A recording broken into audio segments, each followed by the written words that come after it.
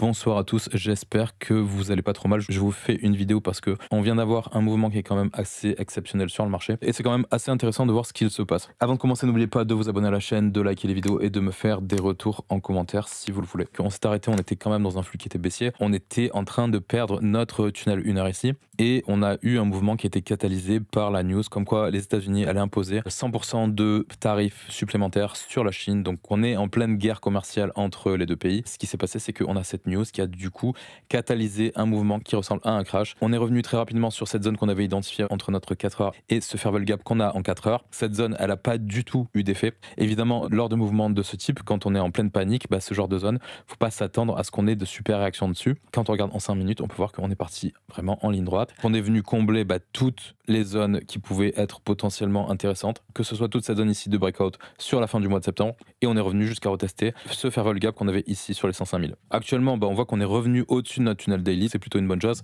Maintenant, c'est vrai que ce genre de move, ça peut être de super opportunités d'entrée. Maintenant, moi, je dirais il faut laisser un peu décanter les choses parce que, en général, même si ça peut arriver, c'est pas le genre de mouvements qui sont ravalés directement. Alors, c'est vrai que ça peut arriver, ça arrivait dans le passé. Maintenant, voilà, à titre perso, je pense qu'il faut laisser peut-être un peu décanter. On pourrait avoir une seconde vague baissière, même si c'est vrai que ça pourrait être ravalé rapidement. En termes de résistance, là, on aurait notre tunnel 4 heures à venir récupérer. Au niveau du volume profile trimestriel, là, on est revenu à notre point d'équilibre sur le trimestre en cours. Et point intéressant, c'est qu'on a méché pile sur le point of control du second trimestre 2025. Pour le moment, on a retesté cette belle zone de confluence qu'on avait sur les 105 000. Et du coup, ça a été une super entrée pour ceux qui, par exemple, s'étaient placés en limite ici. Maintenant, c'est vrai que ce mouvement, il est peut-être pas terminé. On pourrait tout à fait venir combler une partie de la mèche qu'on est en train de créer en 4 heures, par exemple, ici. Quand on va avoir une nouvelle bougie qui s'ouvre, déjà, cette bougie, elle n'est pas terminée. Et quand on va avoir l'ouverture de la nouvelle bougie en 4 heures, on pourrait tout à fait continuer de dump un peu pour combler une partie de cette mèche. Par exemple, si on retourne regarder un mouvement qui était similaire,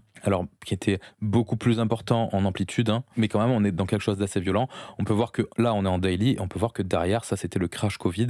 On n'a pas repris une tendance directement, on n'a pas ravalé directement le mouvement. C'est pour ça que je vous ai dit plus tôt, il faut quand même laisser décanter un peu. Au niveau d'un mouvement similaire aussi, on avait ce qui s'était passé en mai 2021. Mai 2021, c'est pareil, on a eu quand même une grosse phase de latéralisation derrière avant de reprendre une tendance. Même chose après FTX. Alors des fois, c'est beaucoup plus rapide. Là, par exemple, c'était le DPEG de Circle. Mais sinon, voilà, ça prend quand même en général un certain temps avant d'avoir une reprise. Au niveau du ratio marché, c'est pas fameux non plus. Sur Ethereum, on voit que on a bien décroché aussi. On est venu chercher toutes nos zones de déséquilibre et on est venu pile sur notre tunnel daily. On a retesté notre tunnel daily. Prochaine étape, ça serait de venir sur le 3 jours. Là, en l'état, la structure, elle est pas folle.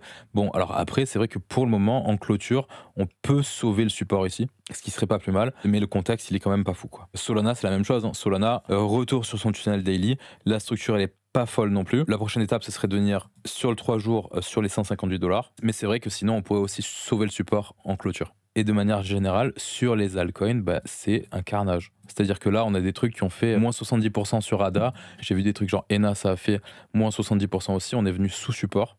Et en fait, ce qui s'est passé, c'est que les carnets d'ordre se sont vidés complètement. Il y a eu un mouvement de panique. Et du coup, comme les gens ont vendu leur crypto en panique dans des carnets qui étaient peu liquides, en fait, on a eu des mouvements avec une énorme amplitude. Et il y a des tokens comme Aero qui ont fait moins 70, moins 80%, ou quand on regarde la chart, c'est une pierre qui tombe. Moi, je sais que j'ai essayé de balancer des ordres au marché et le spread était tellement important que BitGet m'a envoyé des alertes comme quoi le slippage allait être trop important si mon ordre au marché était exécuté. Et là, on voit qu'on a quand même certains tokens où l'intérêt revient rapidement, on a de gros rebonds et de manière générale, vous avez quand même une belle démonstration des risques du marché crypto parce qu'on est sur quelque chose qui est vraiment absolument pas liquide, qui peut perdre 35% de sa valeur en l'espace de quelques heures, quoi. C'est pour ça que avoir une bonne gestion des risques, ne pas être à 100% exposé sur ce marché, c'est primordial. Là, quand on regarde la chart des alts contre Bitcoin, ça fait plutôt peur, vraiment. Il va falloir attendre à mon avis quelques jours pour avoir une direction, mais pour le moment, Upsober, ça semble assez compromis. Voilà, j'ai fini pour cette analyse assez rapide. J'espère que ça vous a plu. Je ferai une vidéo un peu plus complète demain dans la journée.